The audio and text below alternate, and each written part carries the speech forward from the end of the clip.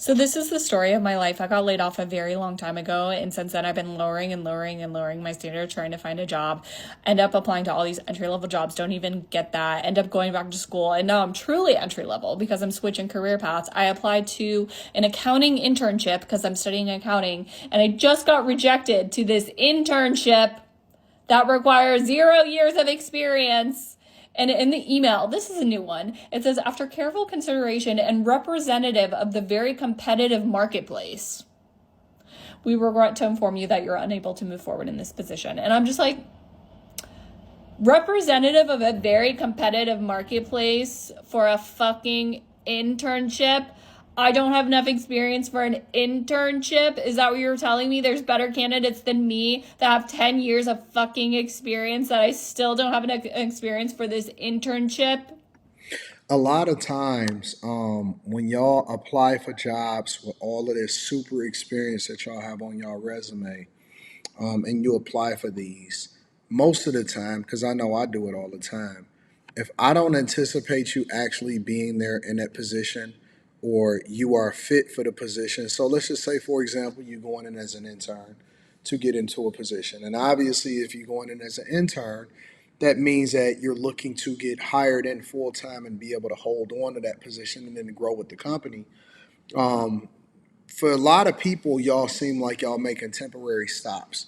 So when she says this, it's clear that she don't understand the position that she's applying for and exactly what they're looking for. A lot of y'all are not fits. You're not a cultural fit, and so you think that you deserve it just because you have a lot of experience. But a lot of times, people are looking for the right attitude, which clearly she doesn't have the right attitude, and they also don't want to do the jobs that's available. I remember when I went broke, and what a crazy time in 2008. I was willing to do anything. You know what I'm saying? And I'm not just talking about things that my resume was fit for. I'm talking about I was willing to do any job. I was willing to take a sales job. I was willing to do this. I was willing to hit the streets. I'd stock shelves overnight at Home Depot. And when I would apply for certain jobs, I would tailor my resume to fit that. If I was trying to get into manufacturing, I would tailor it for manufacturing. If I was trying to tailor it to go into the professional, I would tailor it for that. But basically, I was adjusting so that I would be a fit for the position.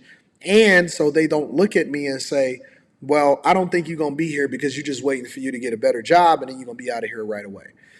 And so you got to be careful about that. So I see a lot of women complaining, but I also don't see women that's actually going down into the mire to really get the jobs that's available because there are a lot of jobs available, but it's most Americans just don't want to do those jobs. Even with a bachelor's degree, my job situation is insane. I'm bartending on the weekends, and I just got a job that was supposed to start today, and it got pushed back a month. I'm also being paid 13 an hour for this job.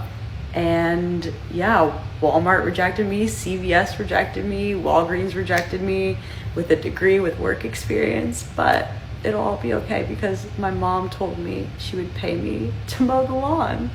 So if it's not okay, it's not the end. Anyways, happy Wednesday. I also want to say this too, that for whatever reason, people just think that they're just supposed to get these jobs and get these positions. The one thing that I want to ask a lot of these women when they say, and even with a bachelor's degree, and I got this degree, and I got that degree, and so on and so forth, right? Here's my thing. Here's my question. Because it looks like day 32 of 365. I'm guessing that that's what that means. What is your bachelor's degree in?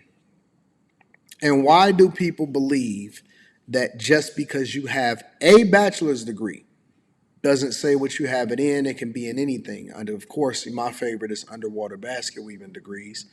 But does that automatically qualify you to get whatever job you want or to feel like you better or superior to other people that are trying to get other jobs and stuff like that? Or is it a completely different expectation or what? Because I don't value people that got bachelor's degrees. That's just the very minimum, the basic entry point to getting into a certain position. You could be a horrible person. You could be terrible at your job. Again, whatever your field of study, I think that that matters. But a lot of times people just say, oh, I got a bachelor's degree and I won't even hire me here. A bachelor's degree has nothing to do with your ability to be able to stock shelves. You know what I'm saying? So people are just really, they so far disillusioned. When I was laid off, let go, fired, whatever it is that you want to call it back in 2008, I did what I had to do, and then I said that I was going to pivot career wise into something that was really in demand, which I went into UX UI, and then before that, obviously, software engineering. So I adjusted to the market. I absolutely adjusted to the market. I adjusted to what I thought that the market was going to go into. I see so many people that are registering for college nowadays, and they just registering for the college experience. It doesn't necessarily mean that they're actually going into something that would be protected against job loss and all of that stuff. And so I think a lot of these women got finessed. They told y'all to go to school, get a bachelor's degree, get a bunch of student loan debt, and for some reason y'all thought that that was going to save y'all. So if it's not okay, it's not the end. Anyways, happy Wednesday. I'm like semi unemployed, so I'm gonna create more than I consume. I'm gonna try to, and keep progress with my training. And yeah, I'm gonna go kayak because what else do you do on a Wednesday?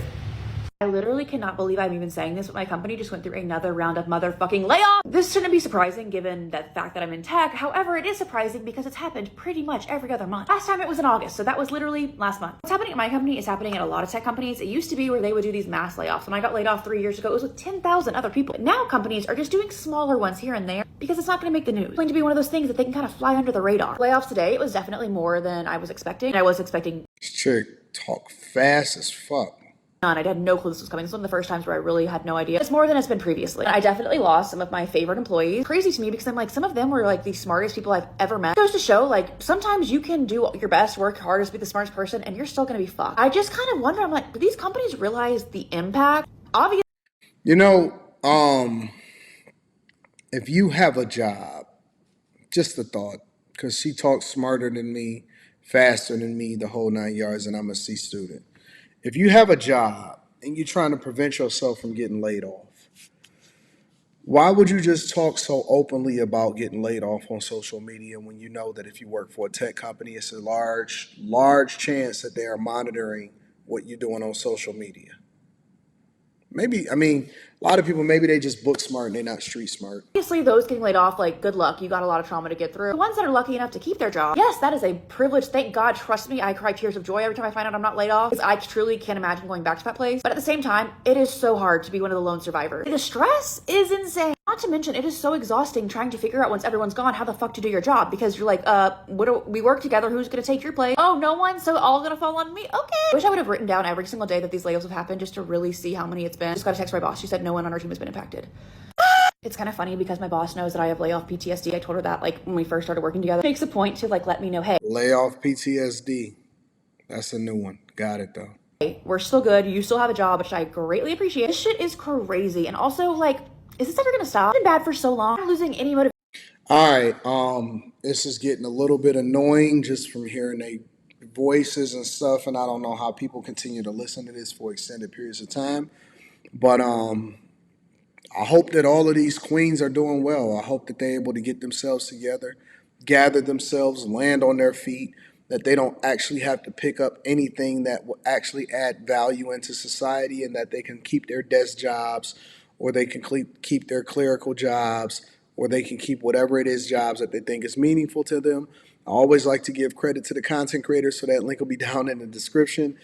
Teach Henley, 40% off your first order, 20% off for life. And make sure y'all tap into the Patreon. That way you ain't never got to worry about getting laid off. You know what I'm saying? I'm going to show you how to get a bag.